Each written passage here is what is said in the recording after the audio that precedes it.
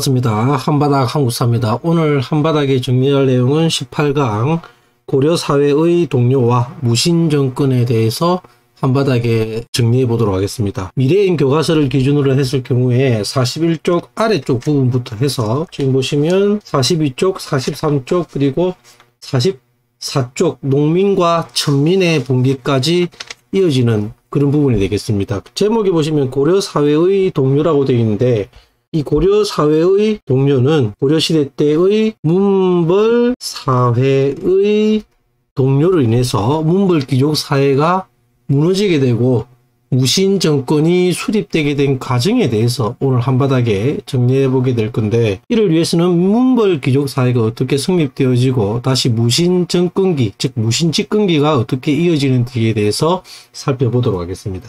우리가 고려를 맨 처음 볼 때 가장 중요하다고 했던 것이 고려 지배층의 변천 과정이었습니다. 그래서 한번 다시 정리를 해보면, 고려 지배층의 변천 과정을 보면 첫 번째 지배층이 바로 누구라고 했죠? 호족이라고 했습니다. 통일신라 말기부터 해서 호족 세력이 커다란 세력을 형성하였고, 고려 초기에도 여전히 집권층을 형성했던 것이 바로 이 호족들이죠. 그래서 이 호족이라는 계층이 10에서 11세기 때 커다란 세력을 형성하였고, 이때 집권했던 왕들이 태조, 태종, 정종, 광종, 경종, 그리고 성종으로 이어지게 됩니다.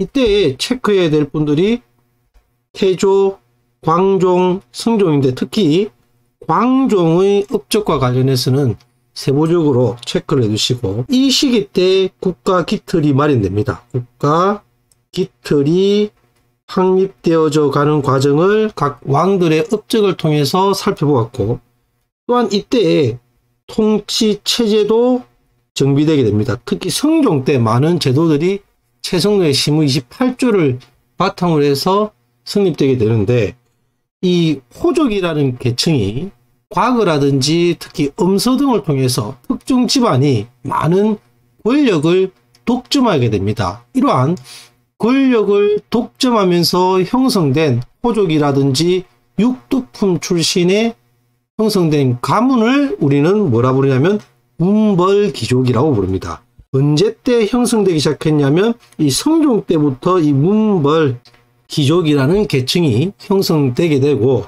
그래 인해서 12세기경에 이르게 되면 드디어 이 문벌귀족이 지배층을 형성하게 됩니다. 몇 세기? 12세기 때. 그래서 이때 왕을 보면은 목현, 덕정, 문순, 선, 헌, 숙, 예, 인, 의종으로 이어지게 되는데, 문벌귀족 집권기 때는 왕을 이렇게 다 알아둘 필요성이 없고 몇몇 분만 체크를 해 두시면 되겠습니다. 문종, 인종, 의종을 업적이 아니라 이때 발생한 사건들을 체크를 해 두시면 될 것 같은데, 문종 때는 이때 이르게 되면 문벌귀족이 가장 전성기를 이루었던 시기가 문종 때가 되겠습니다. 문벌귀족이 가장 전성기를 이루었던 시기가 문종 때가 될 것이고, 이 문벌귀족들은, 자, 이건 하나 체크를 해둡시다. 음서라든지 그리고 고위 관료에게만 지급된 토지가 있습니다. 그게 뭐냐? 공엄전이라는 토지가 있는데, 이 공엄전이라든지 그리고 폐쇄적 통혼권, 이게 무슨 이야기냐면 자기들끼리만 권력을 유지하기 위해서 결혼을 자기들끼리 이렇게 했다는 겁니다. 그래서 이 문벌귀족이 전성기를 누렸었던 대표적인 요소로는 엄서, 공엄전, 그리고 폐쇄적 통혼권, 자기들끼리 결혼을 했다는 겁니다. 이런 것들을 통해서 많은 권력을 획득하게 되었고, 그로 인해서 문벌귀족들이 계속해서 권력을 독점하게 되는 거죠. 이처럼 특정 집단이 권력을 계속해서 장악해 나가면 여러 가지 문제점들이 이제 발생을 하게 되겠죠. 그죠? 여러 가지 부정부패라든지, 특히 이때 이 여진족이 쳐들어오게 됩니다. 우리가 저번 시간에도 배웠다시피 12세기 때 여진족이 쳐들어오고, 이후 여진족이 금을 세워 군신관계를 요구하자 이 군신관계를 두고 고려 내에서 갈등이 나게 된다고 했죠. 그에 따라서 이 금과의 관계로 인해서 문벌 귀족 안에서도 여러 가지 갈등 사항이 발생을 하게 됩니다. 특히 이때 대표적인 가문을 알아두셔야 되는데, 문벌 귀족 중에서도 가장 대표적인 권력을 장악했던 가문이 경원 이씨 가문이고, 이 경원 이씨 가문 중에서도 가장 대표적인 인물이 이자겸이라는 인물이 되겠습니다. 이자겸이라는 자는 자기의 딸들을 예종과 그리고 인종에 이어서 자기 딸들을 이 왕들에게 시집 보내면서 막강한 권력을 차지했던 그런 인물이 될 것이고, 그에 따라서 여러 가지 이 귀족들이 권력을 독점하면서 문제가 발생을 하게 되었던 겁니다.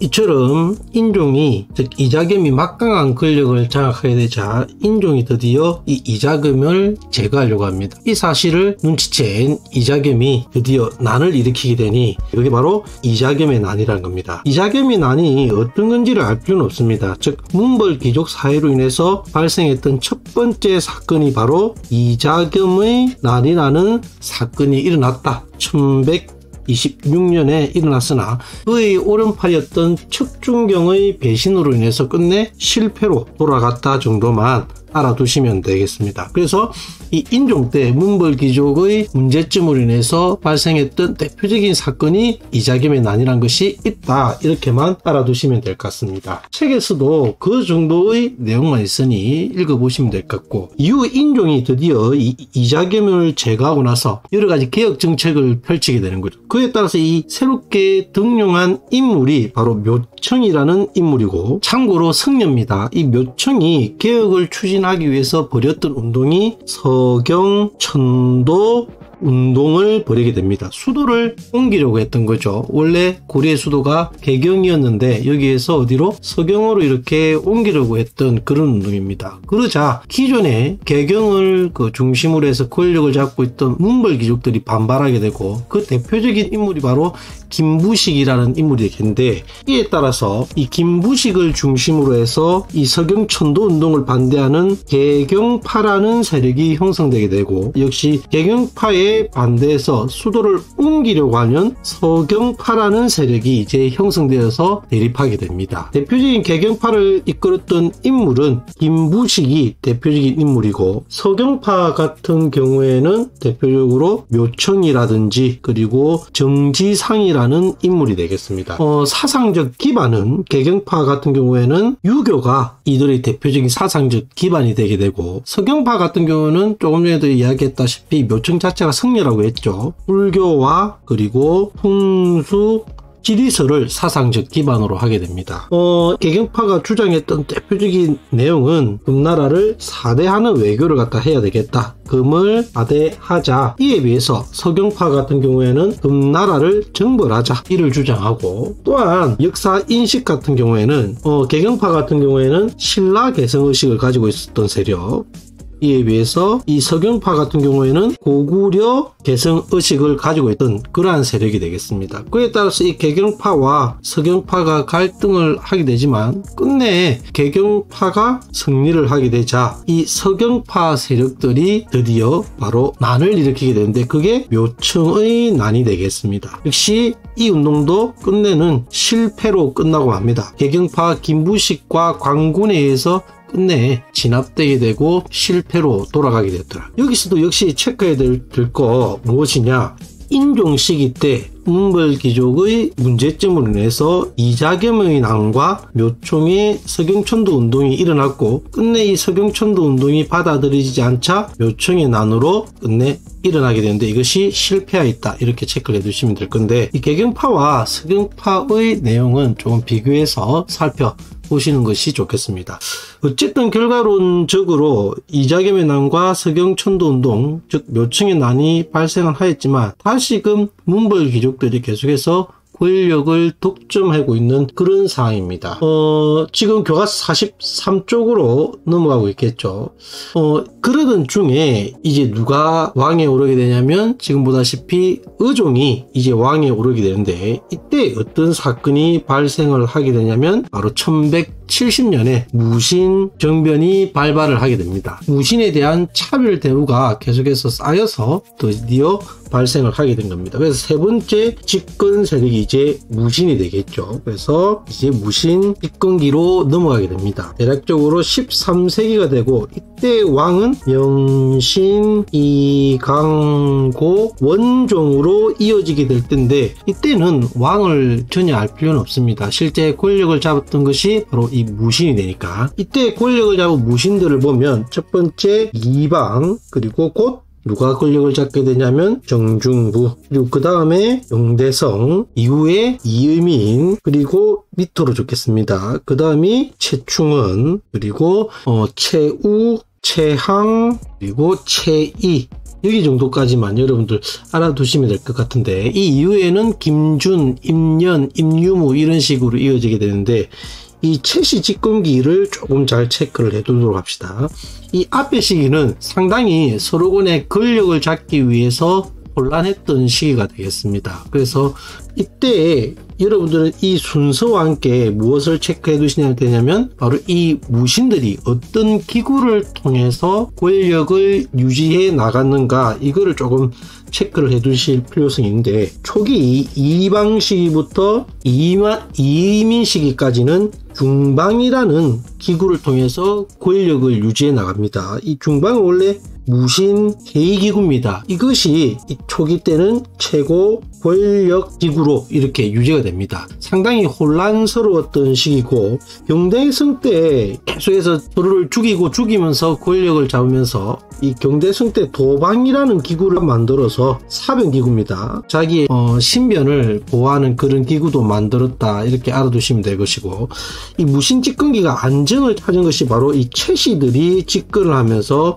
4대에 걸쳐서 60여년간 어느 정도 안정기로 접어들게 됩니다. 그래서 역시 이 최씨 집권기 때도 어떤 기구를 통해서 권력을 잡았는가 최충은 때 교정도감이라는 기구를 통해서 중요합니다. 교정도감이라는 기구를 통해서 국가 정책을 결정하는 최고 권력기구였고 또한 이 경대성 때 만들어졌던 도방을 더욱더 확대시켜서 부활시켜가지고 역시 자기의 군사적 권력기구로 이용을 하게 됩니다. 그래서 도방이라는 기구와 함께 이 최충원 때는 권력을 유지해 갔더라. 그리고 최후 때에도 역시 요정 도감이라는 기구와 함께 두 가지가 더 나타나게 됩니다. 하나가 정방이라는 기구입니다. 정방이라는 기구인데 이거는 무슨 기구냐? 인사기구입니다. 인사기구. 인사기구는 인사권을 가진 기구. 또한 서방이라는 기구를 통해서 몽골들을 드디어 이 문신들을 등용하게 됩니다. 그래서 이거는 문신 등용 기구에 해당됩니다. 그래서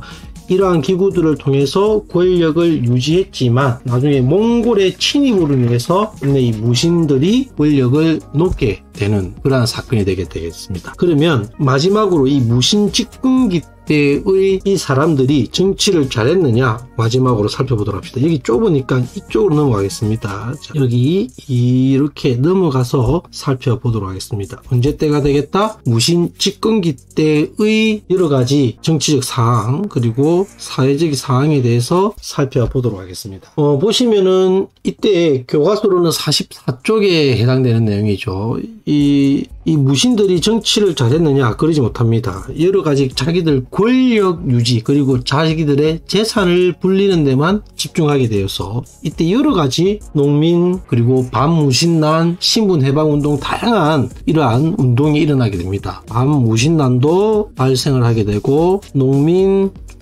공기도 발생을 하게 되고 또한 이때 신분해방 운동도 일어나게 되는데 대표적인 반무신난, 그러니까 무신에 반대하는 난이 되겠죠. 반무신난으로는 김보당의 난, 그리고 무인난으로는 대표적으로 조이총의 난, 그리고 이거는 체크를 해두셔야 됩니다. 이때 대표적으로 일어났던 농민 공기가인데 바로 공주 명학소의 난, 공주 명학소라는 곳에서 이 소라는 곳이 특수 행정구역이죠. 차별을 받는 지역이라고 저번 시간에 살펴봤는데 이 공주 명학소라는 곳에서 망소이라는 사람이 난을 일으키게 됩니다. 그래서 이때 일어났던 난을 공주 명학소의 난이라고도 하고 다른 말로 망소이의 난 이렇게도 부릅니다. 대표적인 농민 공기가 될 것이고 또 한 가지 대표적으로 신분 해방 운동도 일어나겠는데 대표적인 난이 만적의 난이 되겠습니다. 특히 만적의 난 같은 경우에는 교과서 44쪽에 사료에도 나와 있다시피 왕후 장상의 시가 따로 있는가 이 구절이 나오면 아 이거 만적의 난이고 무신직근기 때 일어났던 대표적인 신분